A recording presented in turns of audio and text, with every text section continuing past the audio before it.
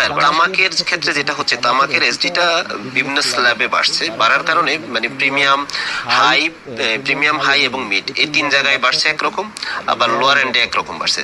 তো এটা যদি তাদের, যেহেতু এখন 10 টাকা প্যাকেটের মূল্য নির্ধারণ করে দেওয়া হয়েছে, যেটা ধরেন প্রিমিয়াম সেগমেন্টে যে সিগারেটটা 160 টাকা 10 টাকা বিক্রি হতো, এটা এখন 170 টাকা মূল্য নির্ধারণ করে দেওয়া হয়েছে।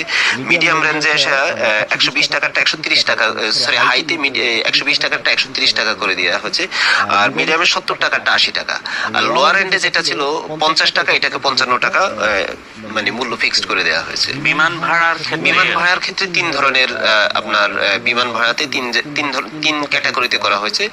একটা হলো ডোমেস্টিক, যেটা ডোমেস্টিকে হলো আগে 500 টাকা ছিল, এটা এখন 700 টাকা।